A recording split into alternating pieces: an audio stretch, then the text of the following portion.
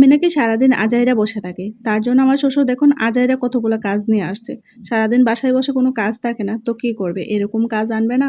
Hello everyone, সবাই কেমন আছেন? আশা করছি খুব ভালো আছেন। আমিও খুব ভালো আছি। তবে হ্যাঁ, আমি সবসময় আজাইরা থাকি। তার জন্য আমার শ্বশুর দেখুন এই বাড়ি থেকে গিয়ে কতগুলো আজাইরা কাজ নিয়ে আসছে। আজাইরা কাজ কেন বলছি? বলছি। এই যে মোরগগুলো কিন্তু মানে মেশিন দিয়ে পরিষ্কার করে নিয়ে আসতে পারতো। জাস্ট কেটে রান্না করে নিলেই কিন্তু হয়ে যেত। জাস্ট ২ মিনিটের কাজ আমাকে ২ ঘন্টা করাবে। এটাই হচ্ছে আজাইরা কাজ। মানে আমি সারাদিন তো আর কোনো কাজ নাই, কি করব? রান্না আর খাওয়া ছাড়া তো কোনো কাজ থাকে না। তো তার জন্য আমাকে এই আজাইরা কাজগুলো দিয়েছে। এবার আসি আসল কথা। এই যে মুরগিগুলো বাড়ি থেকে নিজেদের পালা মুরগি নিয়ে আসছে নিজেদের মানুষের কাছ থেকে। তার জন্য মূলত পরিষ্কার করে আনেনি। মুরগির চামড়া, গিলা কলজাগুলো বলছে ভাজি করে দিলে নিজেও খাবে আর নিজের নাতি-নাতনিকেও নিয়ে খাবে।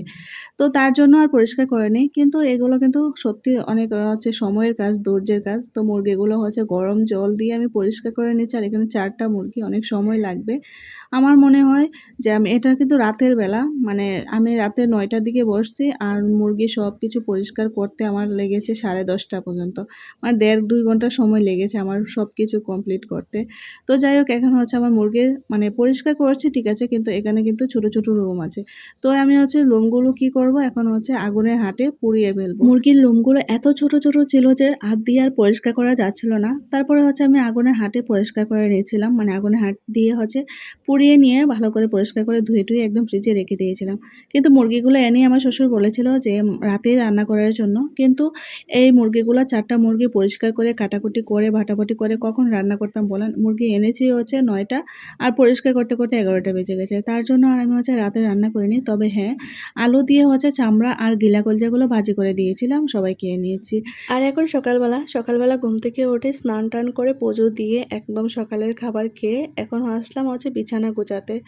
তো বিছানাগুলো একদম এলোমেলো হয়ে আছে। ঘুম থেকে উঠে আর বিছানাটা গোছানো হয়নি। ঘুম থেকে উঠে সোজা স্নান করে পূজা দিতে চলে গেলাম। তো এখন একটু ফ্রি আছি, ভাবলাম বিছানাগুলো একটু গুছিয়ে নিই।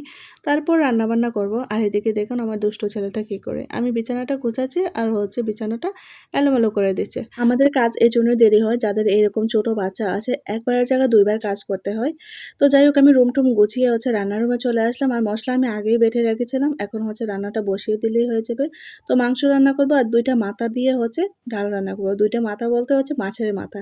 তো এদিকে আবার অনেক জোরে বৃষ্টি আসলো, তো দৌড়ে চলে আসলাম ছাদের দিকে কাপড়গুলো আর একটু দাঁড়িয়ে থেকে বৃষ্টিটা দেখলাম। তো বৃষ্টি দেখতে দেখতে আবার চলে আসলাম, রান্না তো বসিয়ে গেলাম, আবার নিচে লেগে যেতে পারে মাংসটা। তো এদিকে মাংসটা প্রায় কষানো হয়ে গেছে, তো ঝোল দিয়ে নামিয়ে নিলেই হয়ে যাবে। তো আমি আগে ভাতটা রান্না করে পরে মাছের মাথা দিয়ে ডালটা রান্না করব। তো এদিকে মাংস কষানো প্রায় শেষ, ঝোল দিয়ে নামিয়ে নেব। আর এদিকে ডালটাও সম্বাস দিয়ে দিয়েছি, পুরো ভিডিওটা দেইনি, অনেক বড় হয়ে যাবে। তো ডালটা সম্বাস দিয়েছে জিরে বাটা দিয়ে, পেঁয়াজ কুচি দিয়ে, পেঁয়াজ কুচিটা একটু লাল হওয়ার পরে জিরে বাটাটা দিয়ে দিয়েছি। আর সাথে শুকনো মরিচ দিয়েছিলাম, তেজপাতা দিয়েছিলাম। তারপর ডাল সম্বাস দিয়ে দিয়েছি যখন জিরাটা ভাজা ভাজা হয়েছে। আর এদিকে মাছের মাথাটা মিশিয়ে নিয়েছি লাস্টে। তো আমার রান্না প্রায় কমপ্লিট। তো আমি পিসি শাশুড়ি আর মাসিকে আগে খাবারটা দিয়ে দিয়েছি। তো ওনারা খেতে বসে পড়লো। মাসিকে বললাম, মাসি ডালটা কেমন হলো? মাসি বলতে বেশ ভালো হয়েছে। মাসি কিন্তু মাংস খায় না, শুধু ডাল দিয়েই ভাত খেয়ে নিয়েছে, আর তো কিছু রান্নাও করেনি। তো এদিকে আমি বাকি থালা বাসনগুলো ধুয়ে এখন ছেলে মেয়েকে নিয়ে বসে পড়লাম। মেয়েকে ভাত দিয়ে দিয়েছি ওনাদের সাথে, আর আমার ছেলে আর আমি খেয়ে নিচ্ছি। আর এদিকে আমি খাবারের ভিডিও করছি বলে জামাই হাসাহাসি করতেছে, তার জন্য আমি আসতেছি, আর কোনো কারণ নেই। তো যাই হোক, এখন সন্ধ্যাবেলা, মানে দুপুরে খাওয়া দাওয়া করার পরে একটু ঘুমিয়েছিলাম। সন্ধ্যাবেলা যেহেতু বৃষ্টি পড়ছিল, ভাবলাম একটু মুড়ি মাখা করি আর সাথে দুধ চা। তো সবাই মিলে বসে বসে সন্ধ্যার দিকে আড্ডা দিতে দিতে খেয়ে নিচ্ছি। বেশ ভালোই লাগছে। আমার ছেলে তো ভীষণ খুশি, সে কিনা এই যে ছানা বোটগুলো ভীষণ পছন্দ, সবার বাড়ি থেকে ছানা বোটগুলো তুলে তুলে নিজেই খেয়ে নিচ্ছে। তো আজকের মতো বিদায় নিচ্ছি, সবাই ভালো থাকবেন, সুস্থ থাকবেন, টাটা।